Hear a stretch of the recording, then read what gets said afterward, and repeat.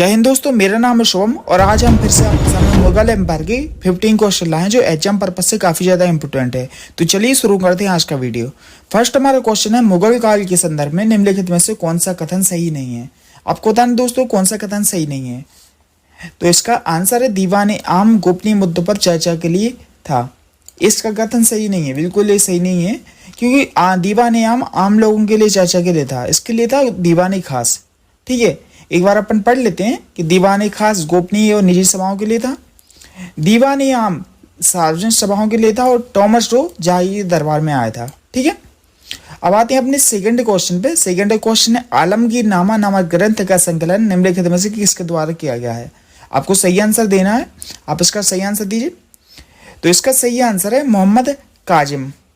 किसने किया था? मोहम्मद काजिम ने आलमगीर नामा ग्रंथ का संकलन। एक बार पढ़ लेते हैं इसको। यह औरंगजेब के शासनकाल के पहले 10 वर्षों का इतिहास है और इसे फारसी भाषा में लिखा गया है। किस भाषा में? फारसी भाषा में। दोस्तों ये क्वेश्चन है जो पेपर के लिए काफी ज्यादा इंपोर्टेंट है और बहुत बार पेपर में रिपीट हुए हैं, तो इनको अच्छे से आप पढ़िए एक बार तीसरा क्वेश्चन देख लेते हैं। तीसरा क्वेश्चन है, मुगल काल में परगना स्तर पर राजस्व आलेख रखने वाले अधिकारी को क्या कहते थे। आपको इसका सही आंसर बताना है। तो इसका सही आंसर मैं आपको बताता हूँ, इसका सही नाम है कानूंगो। ये बहुत बार पेपर में आया हुआ कि मुगल काल में परगना स्तर पर राजस्व आलेख रेवेन्यू रिकॉर्ड कौन करता है? कानूंगो। ठीक है, कानूंगो राजस्व के आलेख रखता था। ठीक है, और चौधरी राजस्व संग्रह का प्रभारी था। कौन था? चौधरी। ठीक है, अब आते हैं अपने फोर्थ क्वेश्चन। फोर्थ क्वेश्चन, निम्नलिखित में से कौन सा ऐतिहासिक ग्रंथ और उसके लेखक का युग में सही सुमेलित नहीं है। आपको सही सुमेलित नहीं है बताना, कौन सा सही सुमेलित नहीं है आपको बताना है। ठीक है, तो इसका सही आंसर बता देते हैं। इसका सही आंसर चार चमन मोहम्मद काजिम, ये सही सुमेलित नहीं है। ठीक है, ठीक है, और इसके अपन पढ़ लेते हैं। तीनों आंसर बिल्कुल सही है कि बादशाह नामा लिखा था अब्दुल हमीद लाहौरी ने, हुमायूं नामा लिखा था गुलबदन बेगम ने, और मुंतखाब और तबरीक ये लिखा था अब्दुल कादिर बदायूं ने। ठीक है, ये बिल्कुल 3 सही है, 4th नंबर का सही नहीं है। ठीक है, और चार चमन ग्रंथ लिखा था चंद्रभान ने। किसके द्वारा संकलित थे? चंद्रभान द्वारा। मोहम्मद काजिम ने आलमगीर नामा लिखा था। मोहम्मद काजिम ने कौन सा? आलमगीर नामा। ठीक है, अब आते हैं अपने 5th क्वेश्चन पे। 5th क्वेश्चन है, मुगल दरबार की आधिकारिक भाषा क्या थी जो फारसी भाषा से सबसे अधिक प्रभावित थी। आपको बताना कौन सी भाषा थी आधिकारिक भाषा। तो इसका मैं आपको आंसर था, इसका सही आंसर है फारसी। सही आंसर क्या है? फारसी। जो फारस से प्रभावित थी, सही आंसर है फारसी। ठीक है, एक बार पढ़ लेते हैं। मुगलों की मातृभाषा तुर्की थी। कौन सी? तुर्की। फारसी को अकबर ने प्रशासन की आधिकारिक भाषा बनाया था। किसने बनाया था? अकबर ने। अब आते हैं हम अपने 6वें क्वेश्चन पे। 6वां क्वेश्चन है, मुगल काल के संदर्भ में मदद ए मांस का अर्थ क्या था? मदद ए मांस शब्द का सही अर्थ क्या था? आपको बताना सही आंसर क्या है इसका। तो सही आंसर अनुदान। जो कर से फ्री भूमि होती है उसको बोलते थे मदद ए मांस। ठीक है, एक बार पढ़ लेते हैं। अधार्मिक विद्वानों को दिया जाने वाली अनुदान है। यह अनुदान कर मुक्त भूमि के रूप में दिया जाता था। ठीक है, अब आते हैं अपनी 7वां क्वेश्चन पर। 7वां क्वेश्चन जो काफी ज्यादा इंपोर्टेंट है कि मनसबदारी व्यवस्था में कौन सा पद मनसबदारों के पद और वेतन का सूचक था। ठीक है, मतलब पद और वेतन का सूचक कौन सा शब्द है। आपको इसका सही आंसर देना है। इसका सही आंसर है जात। ठीक है, आपको पता जात और सवार की शुरुआत अकबर ने की थी। ठीक है, तो इसका सही आंसर क्या? जात है। एक बार पढ़ लेते हैं। जात मनसबदार के लिए पद और वेतन को दर्शाता है और सवार घोड़सवारों की संख्या के आधार पर। मैं बता देता हूँ दोस्तों, तो क्या होता है, अकबर ने एक व्यवस्था चलाई थी जात और सवार। ठीक है, यदि जात में उसको वेतन दिया जाता था, वेतन और पद। ठीक है, सवार में मतलब उसको कितने घोड़सवार अपने अंदर रखने की परमिशन है, तो इसको बोलते थे सवार। ये चलाया था किसने? अकबर ने। ठीक है, अब आते हैं अपने 8वें क्वेश्चन में। 8वां क्वेश्चन है, झरोखा दर्शन प्रथा को किस मुगल शासक ने शुरू किया और किस शासक ने इसे समाप्त करने का कोशिश की। आपको इसका सही आंसर बताना है। ठीक है, मैं बता देता हूँ। इसका सही आंसर है अकबर ने शुरू किया और औरंगजेब ने समाप्त कर दिया। ठीक है, अकबर ने क्या? झरोखा दर्शन अकबर ने शुरू किया था और औरंगजेब ने समाप्त कर दिया था। ठीक है, इस प्रथा की शुरुआत अकबर ने की थी और औरंगजेब ने इसे गैर इस्लामी मानकर समाप्त करने का प्रयास किया। ठीक है, अब आते हैं अपने 9वां क्वेश्चन में। 9वां क्वेश्चन जो काफी ज्यादा इंपोर्टेंट है कि अकबर ने जजिया कर की समाप्ति किस वर्ष की।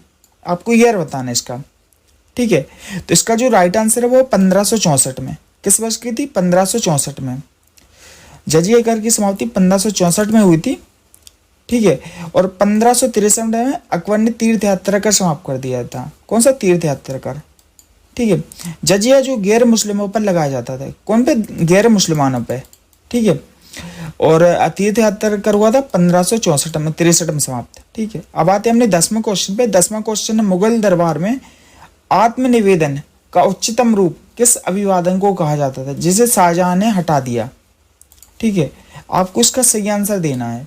इसका एक बार आंसर पढ़ लेते हैं। कॉर्निश, चार तस्लीम, जमीन पोसे और सिजदा, ठीक है। एक बार क्वेश्चन आप फिर से देख लीजिए। मुगल दरबार में आत्मनिवेदन का उच्चतम रूप किस अभिवादन को कहा जाता था, ठीक है। तो इसका सही आंसर बता देते हैं। इसका सही आंसर सिजदा। सिजदा मतलब होता है घुटनों के बाद झुकना, सिजदा, ठीक है। सिजदा का अर्थ है दंडवत लेटना, ठीक है। शाहजहां ने इसे हटाकर चार तस्लीम अपनाया, चार तस्लीम, ठीक है। अब आते हैं अपने 11वें क्वेश्चन पे। 11वें क्वेश्चन में मुगल काल में शाही डाक व्यवस्था से जुड़े हर कारों को अन्य किस नाम से जाना जाता था, ठीक है। जो हर कारों हैं उन्हें किस नाम से जाना जाता था, आपको सही आंसर इसका बताना है। तो इसका जो सही आंसर है वो है इसका कसीद या पथमार। कसीद या पथमार इसका सही आंसर है, ठीक है। एक बार देख लेते हैं इसको कि जो हरकार या कसीद शाही डाक व्यवस्था से जुड़े थे, मतलब हरकार और कसीद शाही डाक व्यवस्था से जुड़े थे। ये संदेश वाहक दिन रात दौड़ते रहते थे, ठीक है। अब आते हैं अपने 12वें क्वेश्चन पे। 12वें क्वेश्चन है, गंधार का किला नगर किन दो शक्तियों के बीच निरंतर संघर्ष का मुख्य कारण बना, मतलब जहां से लड़ाइयां होती रहती थी। गांधार का कौन सा किला, आपको इसका सही आंसर देना है, ठीक है। तो इसका सही आंसर मुगल और सफावी, ईरान। मतलब यहाँ से इंडिया में कौन था? मुगल, और सफावी थे ईरान में, और गांधार था बीच में अफगानिस्तान में, ठीक है। तो यहाँ निरंतर संघर्ष होता रहा। गांधार भू राजनीतिक रूप से महत्वपूर्ण था। अकबर ने 1595 से इस पर अधिकार किया। कब किया था? 1595 में, ठीक है। अब आते हैं अपनी 13वां क्वेश्चन पे। 13वां क्वेश्चन है, मुगल चित्रकला पर किस क्षेत्र के चित्रकारों का महत्वपूर्ण प्रभाव था जिन्हें हुमायूं अपने साथ लाया था, ठीक है। आंसर देना अफ्रीका, अनातोलिया, चीन और ईरान। इसका सही आंसर आपको देना है। तो मैं बता देता हूँ, हुमायूं अपने साथ ईरान से लाया था चित्रकारी। कहाँ से? ईरान से। तो इसका सही आंसर ईरान या सफावी, ठीक है। चित्रकार मीर सैयद अली ईरान से आए थे। कहाँ से? ईरान से आए थे। चित्रकला पर सफावी शैली का गहरा प्रभाव पड़ा, ठीक है। अब आते हैं अपने 14वें क्वेश्चन पे। 14वां क्वेश्चन, दीवान खास भवन का उपयोग मुख्य रूप से किस उद्देश्य के लिए किया जाता था, आपको इसका सही आंसर देना है। तो आपने ऊपर भी इसका सही आंसर पढ़ा था। इसका सही आंसर गोपनीय मुद्दों पर निजी सभाएं, ठीक है। दीवान खास निजी सभाओं के लिए था, ठीक है, और दीवान आम सार्वजनिक सभाओं के लिए था। अब आते हैं हमने 15वां क्वेश्चन पे। 15वां क्वेश्चन अकबर के दरबार में 1580 में आए पहले जेसुइट शिष्टमंडल का नेता कौन था? जेसुइट। आपको इसका सही आंसर बताना है, ठीक है। ये काफी ज्यादा इंपॉर्टेंट है और बहुत बार पेपर में आया हुआ है। तो इसका सही आंसर बता देते हैं, पारदे रोडोल्फ एक का वीना, ठीक है, एक का वीना, ठीक है। इसका सही आंसर है सी नंबर का, इसका सही आंसर है, ठीक है, ठीक है। पहला शिष्टमंडल 1580 में फतेहपुर सीकरी पहुंचा था। जुस्टस को ईसाई धर्म जानने के लिए अकबर ने बुलाया था, ठीक है। अब दोस्तों आपके लिए एक क्वेश्चन है हमारे पास। क्वेश्चन है, मुगल सम्राट अकबर ने विभिन्न धर्मों के विद्वानों से चर्चा करने के लिए इबादत खाना की स्थापना किस स्थान पर की थी? आपको इसका सही आंसर देना है और साथ में आपको ईयर भी बताना है कि इसकी स्थापना कब हुई थी।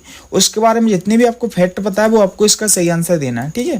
तो आप इसमें से आंसर आप चॉइस कीजिए और इसका सही आंसर पर कमेंट भी दीजिए, ठीक है। यदि आपको हमारा वीडियो पसंद आए तो वीडियो को लाइक कीजिए, हमारे चैनल को सब्सक्राइब कीजिए। मिलते हैं नेक्स्ट वीडियो में। Thank you for watching.